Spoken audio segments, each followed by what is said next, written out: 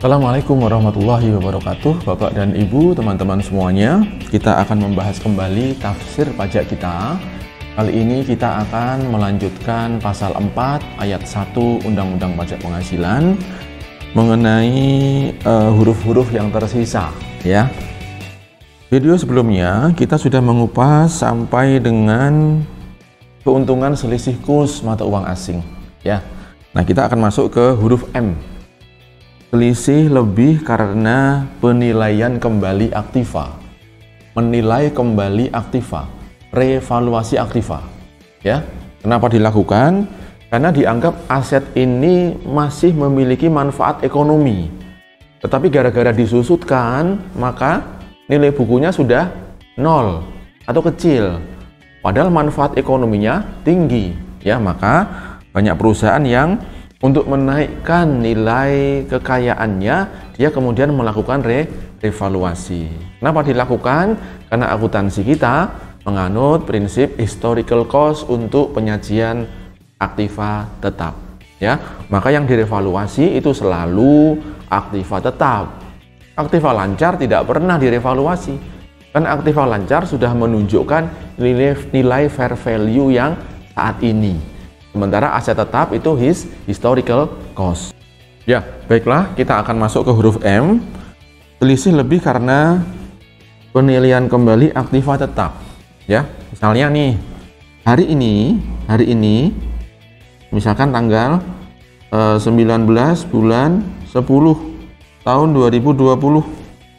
Ya, kita punya aset nih, aktiva tetap kita, harga perolehannya misalnya 500 miliar misalnya, ya. Lalu penyusutan sampai hari ini, akumulasi penyusutan sampai hari ini misalnya 400. Maka nilai buku pada hari ini adalah 100. Nilai buku pada hari ini, ya. Padahal nilai buku hari ini yang 100 ini tidak mencerminkan nilai kalau ini kita jual pada hari ini. Maka itu salah satu perlunya revaluasi aktiva. Maka kita panggil lah ini appraisal nih. Kita panggil appraisal, penilai, ya, penilai yang resmi. Nah, ternyata dinilai oleh appraisal ini aset tetap kita berupa tanah, berupa bangunan. Maka nilai pasarnya adalah nilai appraisal kita, misalnya jadi 1 miliar. Ya, berarti ada selisih nih, peningkatan 900 miliar. Maka inilah yang disebut sebagai selisih lebih revaluasi aktiva tetap. Dan ini undang-undang pajak mengatakan bahwa ini objek pajak. Objek pajak. Nah, apakah ini kemudian harus dikenai pajak penghasilan? Tunggu dulu. Ternyata diatur lagi di pasal 19, ya. Nanti kita akan sampai di pasal 19. Nah, di pasal 19 mendisposisikan kepada Menteri Keuangan. Menteri Keuangan diberikan amanah oleh DPR, oleh undang-undang. Menteri Keuangan bikin aturan turunannya. Diatur mana yang kena pajak penghasilan. Ternyata yang kena pajak penghasilan di peraturan Menteri Keuangan itu hanya revaluasi aktiva tetap yang bertujuan untuk mengambil manfaat pajak. Ya, kalimatnya adalah untuk tujuan perpajakan. Penilaian kembali aktiva tetap untuk tujuan perpajakan. Di kata-kata akhir dalam judul PMK itu adalah untuk tujuan perpajakan. Berarti kalau revaluasi dilakukan bukan untuk tujuan pajak, maka tidak perlu dikenai pajak penghasilan ini. Itu yang diatur di peraturan Menteri Keuangan, ya. Hal itu nanti akan kita kupas lebih dalam di pasal 19. Oke, ya. Ini untuk selisih lebih dari revaluasi aktiva tetap, ya. Nah, kita akan kupas berikutnya adalah premi asuransi, ya. Premi asuransi. Ini akan jadi penghasilan buat siapa? Buat pihak yang menerima preminya. Siapa yang terima premi asuransi? Ya, ini penghasilan bagi perusahaan asuransinya, ya. Ini penghasilan buat dia, ya, bukan buat nasabahnya, tapi buat yang menerima premi itu. Ya, ini jelas, ya. Oke. Kemudian iuran yang diterima oleh perkumpulan, ya, asosiasi dari anggotanya yang terdiri dari wajib pajak yang menjalankan usaha atau pekerjaan bebas. Ya, misalkan asosiasi pengusaha, Kadin misalnya, Apindo misalnya, atau Ikatan Dokter Indonesia, Ikatan Akuntan Indonesia, asosiasi dari para pengusaha dan tenaga ahli. Nah, kalau anggota itu iuran kepada asosiasi itu, maka si asosiasi ini satu harus punya NPWP, ya, tentunya ada legalitasnya, ada akte notarisnya, maka dia harus punya NPWP. Nah, ketika terima iurannya, maka bagi asosiasi ini harus menganggapnya sebagai penghasilan. Ya, kena pajak apa tidak? Nanti nunggu akhir tahun, ada plusnya, ada surplusnya atau tidak. Kalau defisit ya nggak usah bayar pajak. Ya, oke. Lalu huruf P ini, tambahan kekayaan neto yang berasal dari penghasilan yang belum dikenakan pajak nih. Nah, ini pasal keranjang sampah. Ya, jadi ketika misalnya nih di SPT kita, ya 2017 misalnya, 2017 kita menyajikan harta kita 1 M, ya di 2018 ya 17 1 M, 18 harta kita ada 5 M, ada kenaikan 4 miliar, ya.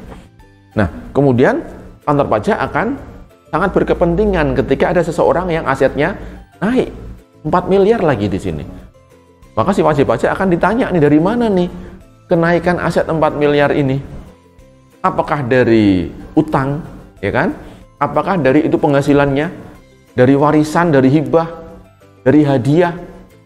Ketika seseorang tidak bisa menjelaskan dari mana sumbernya ini, maka teman-teman di kantor pajak akan itu menganggapnya sebagai tambahan kekayaan penghasilan neto selama kita tidak bisa membuktikan. Nah, kalau kita bisa buktikan, oh ini pinjaman, ini warisan, ini hibah, ini hadiah, dan aspek pajaknya sudah dipenuhi semuanya, clear, tidak ada masalah.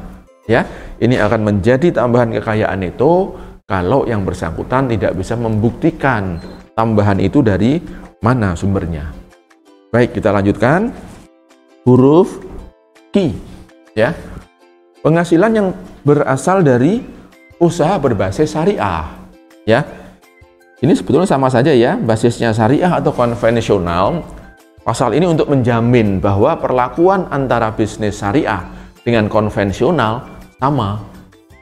Ya, intinya bisnis syariah pun juga mengharapkan adanya tambahan kemampuan ekonomis, mengharapkan adanya keuntungan bisnisnya.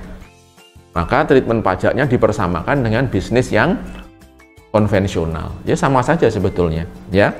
Tidak ada bedanya, ya. Bank syariah, asuransi syariah, ya, kemudian hotel syariah, maka semuanya pengenaannya dipersamakan dengan bisnis konvensional, ya. Lalu yang R, imbalan bunga sebagaimana dimaksud dalam undang-undang yang mengatur mengenai ketentuan KUP, ya, ketentuan umum dan tata cara perpajakan. Ya, jadi ini imbalan yang diterima oleh ini dari KPP nih. KPP memberikan imbalan bunga kepada wajib pajak nih. Ya. Kalau wajib pajaknya salah, ya, kena denda, pokok pajak tidak dibayar, maka wajib pajak wajib membayar bunga pada kantor pajak ke pemerintah, 2% juga. Sebaliknya, kalau kantor pajaknya yang salah, yang mengakibatkan wajib pajak itu terlanjur membayar atau ada hak lebih bayarnya yang tidak diberikan, maka pemerintah juga punya kewajiban membayar imbalan bunga kepada wajib pajak. Dan imbalan bunga yang diterima wajib pajak ini dianggap sebagai tambahan kemampuan ekonomis yang merupakan objek pajak, ya. Nah, yang terakhir di sini huruf S adalah surplus Bank Indonesia, ya. Jadi kalau Bank Indonesia ini pun juga ada aktivitas ekonominya ternyata. Bank Indonesia itu kan bankers-banknya para bank-bank yang ada di Indonesia, ya. Maka ketika ada bank yang punya duit nganggur nih, mau diapain ya ditaruh saja di Bank Indonesia, dan itu bisa menghasilkan apa? Bunga, ya, kepada bank yang bersangkutan. Ya. Atau ada bank yang kemudian meminjam kepada Bank Indonesia, itu pun juga bisa menghasilkan bunga bagi Bank Indonesia. Maka Bank Indonesia ini juga punya objek pajaknya. Dia itu entitas, dia itu subjek yang tidak dikecualikan, kemudian atas objeknya juga dia punya. Ya, maka atas surplus nanti itu akan dikenai pajak penghasilan. Ya, demikian Bapak Ibu, teman-teman semuanya, tafsir dari pasal 4 ayat 1. Silahkan kalau ada pertanyaan bisa tuliskan dalam komen yang ada di bawah ini. Assalamualaikum warahmatullahi wabarakatuh.